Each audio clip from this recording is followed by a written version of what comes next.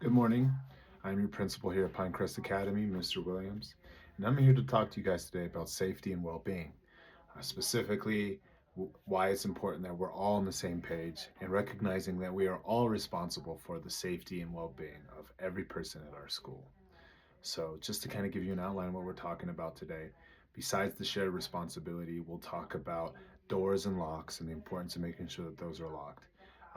Communication procedures if we have to communicate with parents, community members, or emergency personnel. Procedures of how to deal with someone who is in a medical situation in the classroom or somewhere in the school. And then procedures for HVAC, fire, evacuation, etc. So, first thing we're going to talk about is shared responsibility. So, everybody here plays a role. Safety is not just enforced by me, it has to be practiced by you. So, if you're a student, whether you're a teacher, whether you're even a parent, it's important that we're all on the same page on there. Staff should know the responsibilities, should know should have established protocol. We do have it. Every teacher has a emergency folder in your classroom. So please become versed with that. Um, just as a quote, President of the National School Safety and Security Services, Kenneth Trump says that school safety is a shared responsibility requiring collaboration among administrators, teachers, staff, students, and the community. So being proactive and recognizing that safety is, number one is a good start. Moving on, it's importance of preparing for safety compromising situations. So recognizing that emergencies can happen anytime, and you have to be prepared in order to reduce panic and in order to ensure that the best outcome happens. So that is done by having regular drills and making sure that all of us are trained on where to go, how to navigate these drills. So, a proactive mindset prevents accidents and improves our response time. So, moving on with another quote just to kind of support that, schoolsafetyconsulting.org states that preparedness is not an event but an ongoing process, which means I can't just all of a sudden be prepared. It's habitual, it's practice. We have to do it many times to feel comfortable with it. Okay? So next, the daily due diligence. So that's making sure that we close our doors, we close our gates, that the security measures are in place. Um, by doing that, we are preventing outsourced people, making sure that um, anybody who checks into the school, we provide them with a badge. We know who's coming in, we know who's going out. So that's more for our teachers, but it's important that we all wear our badges so everybody at our school recognizes that everyone who is here is supposed to be here. Okay, the next piece is student drop off and pickup. Here at Pinecrest, we know that is a meticulous process, but through our car line, through our organization, it is important that we continue to supervise that and that parents are following the traffic flow for safety. If a parent chooses not to abide by our expectations and our guidelines, that could pro- become problematic for safety. So it is important that parents, on this point, are abiding by our expectations. So that is just another example of how every stakeholder is important. Additionally, early dismissals, by the way, it's important that parents go through the protocol of that. We can't just take our kids out. Avoiding negligence through supervision. So staff should be engaged when supervising students. I shouldn't be sitting on my phone. You shouldn't be sitting on your phone. You are seeing what's going on. Regular walkthroughs to make sure that the bathroom is taken care of, the hallway is being taken care of, nobody's doing any riffraff stuff that we aren't familiar with. We don't want to be caught blindsided. So it's important that we are attentive to what is going on. And then making sure that we enforce school policies, because if we don't all consistently enforce these school policies, then they lose their power and people don't feel like they have to follow them. We have to recognize that school policies are enforced for safety reasons, amongst others. Communication processes. So it's important that, fortunately, we have many platforms for communication, but it's important that we immediately contact parents through text or through Blooms. Regarding non urgent concerns, maybe we can do this through a meeting or a newsletter or through our community connector. And as social media could also be used, but we want to be careful with that we make sure that the only time we're posting on social media, we know what we're talking about.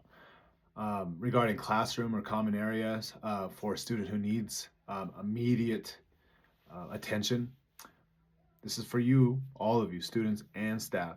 You have to stay calm in the middle of a situation like that. First thing you should do is send someone to grab the nurse, and then if it's necessary, have someone else call 911 immediately.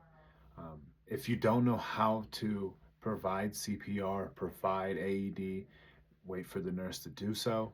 And then as the teacher or as the administrator, it's important that we contact parents and anybody else who's involved immediately and document the incident properly. Moving on, we have HVAC. So we're going to kind of shift a little bit. So HVAC is important because we live in an area where, fortunately, our air is really good, but sometimes we get forest fires and a lot of smoke. So we have to make sure that our HVAC system's working properly. So if it's not, we have to report. You should report to me or another administrative member and maintenance if possible, and so we can start to look at that. If temperatures become extreme, which by the way, I apologize, not just the smoke, but HVAC is, we live in a cold area and a hot area. It fluctuates. So it's important that we make sure that the temperature is reasonable, because if it's not, then we have to relocate students or potentially cancel school. Um, so if conditions worsen, let's say our heater is broke and it is freezing, or our air conditioning is not working and it is burning up, we must consider early dismissal, and we need to notify parents. Regarding fire drill procedures, we all have them in our emergency plans. Make sure that we are guiding our students out calmly, that we practice this each month. Fortunately, we do. And that we check attendance once we get to our where your class is supposed to be. Once you have counted everybody and everybody is good, you're going to hold a green card up. If there's any issues at all, I want you to hold up a red card. We know this, but I want to reiterate that. And once you have done that, I'll wait for me or another administrator to come have a conversation with you. Regarding lockdown drills, we also practice these. When we do these, you're going to lock your doors, you're going to turn off your lights, and you're going to move the students out of sight, the furthest corner away from the door. You're going to remain silent, and you're going to wait for an official all clear from me or another administrator on the intercom. Regarding evacuation drills, it's much of the same. You're going to follow the designated evacuation drill. So where you go for the fire drill, it's the same place. Teachers, you have to count for your students. Make sure that you hold the green card up. Active shooter, it's the same thing. If an exit is available, get to safety. If running is not possible, it's not the same thing. Let's backtrack. It is similar to a lockdown in the sense that, lock your doors, stay silent, and turn off lights. As a last resort, we can have a conversation about that, but essentially it's barricade the door if we can, and then teachers, protect yourself, protect your students in any way that you can if that were to happen.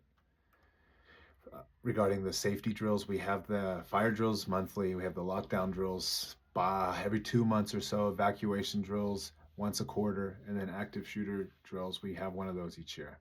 But those kind of align with the lockdown drill. So potentially we can sometimes we just add them to each other.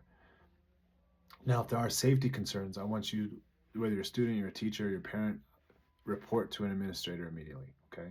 Use digital reporting systems. So we have Safe Voice. Utilize that or shoot us an email. If you're a student, I encourage you to report suspicious activity, because you are, even though it's not necessarily entirely your responsibility, if you see something that we can avoid regarding safety, you should report that. Any additional, if you don't feel like you need more additional safety protocols or resources, we have some training courses. We use I'm forgetting that resource at this exact moment, but the training that we do for bullying, for cybersecurity, we also utilize that for safety. So to conclude, it is all of our responsibility to ensure that everybody at our school is safe. So if you see something that is suspicious, report it. Understand the protocols. Work with each other here. We are a team. We are Pinecrest Academy. And with your support and with your caring for each other, we will be the safest school around. We can exclusively focus on our academics and how much we love our school. So thank you so much. Once more, Principal Williams. And if you have any questions, please do not hesitate to email me. Thank you.